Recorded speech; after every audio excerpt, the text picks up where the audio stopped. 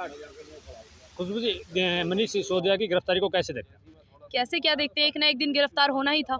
हो गए, बहुत देर हो गया, पर क्योंकि मुझे ऐसा लगता है हमारे देश में नेता से ज्यादा भ्रष्टाचारी भर गए हैं, या फिर भ्रष्टाचारी कहे या नेता कहे, बात बराबर है। इन लोगों ने देश में इस तरह पैठ जमा रखी है कि इनको एक बार में निकालना ना मुश्किल नहीं है, लेकिन अगर कोशिश करे तो नामुमकिन भी नहीं है। एक एक करके आपको पता है यूपी में भी सब अंदर जा रहे हैं। अभी देश में हर जगह जो भ्रष्टाचारी हैं, जो आरोपी हैं, जो कोई गलत काम कर रहे हैं, जो हमारे देश धर्म के लिए नहीं सोचते हैं, जो कि केवल तुष्टीकरण की राजनीति करते हैं, वो सब के सब अंदर जाएंगे। सबसे अच्छे शिक्षा मंत्री बताए जाते हैं। सबसे अच्छी शिक्षा मंत्री, हाँ। जिनको शिक्षा के बारे में पता रहे ना, सबसे पहले कोई एक शिक्षक, हमारे देश में शिक्षक का उपाधि बहुत माथे पे है। सर डॉक्टर सर्वपल्ली राधाकृष्णन भी हमारे देश में रहते शिक्षा मंत्री, ठीक है, वो है जिनका रिस्पेक्ट आज हमारे बीच नहीं है, लेकिन फिर भी उनकी उनकी जो इज्जत है हमारे दिल में वो हमेशा रहेगी। लेकिन ऐसे लोग जो कि अपने आप को बहुत बड़ा ये इज्जतबार और बहुत बड़ा शिक्षा मंत्री कहते हैं, नहीं हो सकता है। दारू घोटाले, माफियागिरी, ना जाने कैसे कैसे चीज़ों में। अभी तो मैं आ रही थी तो एक पोस्टर दिखा था कि मैं मनीष सिसोदिया हूँ और मैं दारू चोर हूँ, सबसे बड़ा ऐसा कुछ पोस्टर लगा। हाँ, कुछ ऐसा पोस्टर लगा था, मुझे एग्जैक्ट याद नहीं है।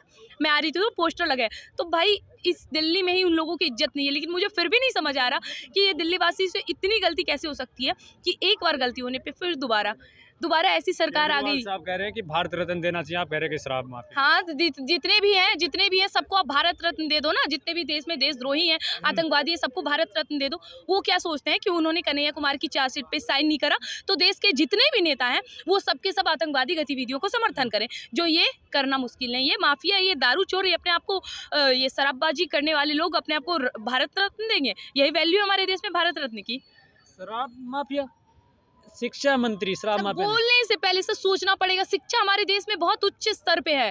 शिक्षा की वजह से हमारा देश जाना गया है। जब हमारे पूरे ब्रह्मांड में यूरोप जैसे देश जब बोलना नहीं जानते थे, हमारे देश में वेद और पुराण 6-6 साल के बच्चे पढ़ रहे थे। तो शिक्षा हमारे देश में हमेशा उच्च स्तर पे है, और जिसको नष्ट भी किया गया, चाहे वो नालंदा विश्वविद्यालय, विक्रमशिला विश्वविद्यालय, तक्षशिला विश्वविद्यालय, उसको नष्ट किया गया। जिस शिक्षा मंत्री के मॉडल का विदेशों में डंका बजता है, विदेशी अखबारों में छपता है, उसको आप शराब माफिया कह रहे हैं। सर, जो देश में पहले अपना छवि बना लेना, विदेश की बात अलग पढ़ना। विदेशों में भी दिखाए जाते हैं, हाँ पेपर में आए हैं भाई, इनकी तारीफ हो रही है। आपके देश के लोग कितने पसंद करते हैं आपको। हमारे बाला साहब ठाकरे थे, जो केवल महाराष्ट्र में नहीं पूरा देश उनको पसंद करता था। अगर वो कहीं कुर्सी लगा के बैठ जाए, पूरी की पूरी महाराष्ट्र जाम हो जाती थी। का शिक्षा मॉडल इतना अच्छा था कि उसके दम में पंजाब में भी सरकार बना ली थी केजरीवाल साहब। इसको सरकार बनाना नहीं बोलते, इसको कहते हैं जब चोर चोर मौसेरा भाई। जब दो चोर मिल जाते हैं तो वो एक जगह अपना गढ़ बना लेते हैं। ये वही किस्म के लोग हैं। दिल्ली में आजमाने के बाद पंजाब में अभी माहौल क्या है और किस तरह खालिस्तानियों के लिए हाथ उठ रहे हैं, ना आपसे छुपाया ना हमसे छुपाया। और इससे अंदाजा लगा लीजिए कि कहाँ के लोग कैसे नेता को समर्थन दे रहे हैं। आपने कहा चोर चोर मोसेरे भाई, कौन है वो चोर? कौन है सर? सर छुपा हुआ है क्या?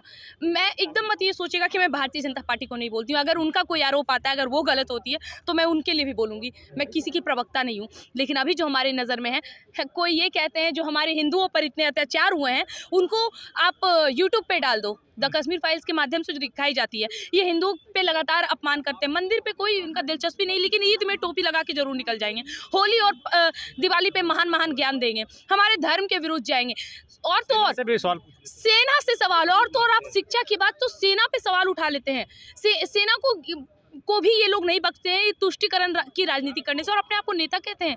किस मुद्दे? ईमानदार आज के भगत सिंह बताते हैं। खबरदार सर, भगत सिंह का नाम बदनाम नहीं होना चाहिए। उनका नाम लेते भी आज हमारा गर्व से सीना चौड़ा हो जाता है। और ऐसे लोग भगत सिंह का नाम लेंगे, उनके पैर की जूती के बराबर नहीं है। भगत सिंह जैसा अत्याचार सहले तो हमारे देश में तो सिखा के गया है ना कि आंख के बदली आंख। और यदि यही चीज होते रहा ना, आंख के बदली आंख, तो एक दिन समस्त भारतवर्ष अंधा हो जाएगा। ये बात हमेशा याद रखिएगा। बदला लेना बहुत ज़रूरी है, ये ठीक है, लेकिन जब पूरा भारतवर्ष भले अंधा हो जाए, लेकिन अगर वो अपना बदला नहीं लेगा ना, तो ऐसे भी उनकी ज़िंदगी नहीं रहेगी। दिल्ली मॉडल के दम पे पंजाब में इतनी अच्छी सरकार चल रही है, फिर भी आप कह रहे हैं शराब माफिया। कि दिल्ली मॉडल, आपको पता है सर, गुजरात हमारे देश की एक ऐसी राजधानी है। आप मॉडल और शिक्षा से चलिए एक मिनट के साइड कर दीजिए। महिला जीवित रहेगी तो आपके वंश भी बढ़ेंगे और पढ़ाई लिखाई भी होगी। मुझे एक बात बता दीजिए, भारत का सबसे सुरक्षित राज्य कौन सा है? गुजरात, जहाँ पे रेप माइनस में है, माइनस में।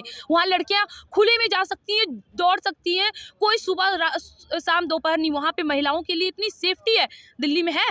भारत का केंद्र है ना दिल्ली। आए दिन यहाँ पे बलात्कार होते हैं, आए दिन यहाँ लफ्ज़ याद होते हैं, और आप कहते हैं कि दिल्ली के मॉडल को से सीख रही है ये पंजाब सरकार। इसका मतलब तो यही है कि दोनों एक दूसरे का समर्थन करते हैं।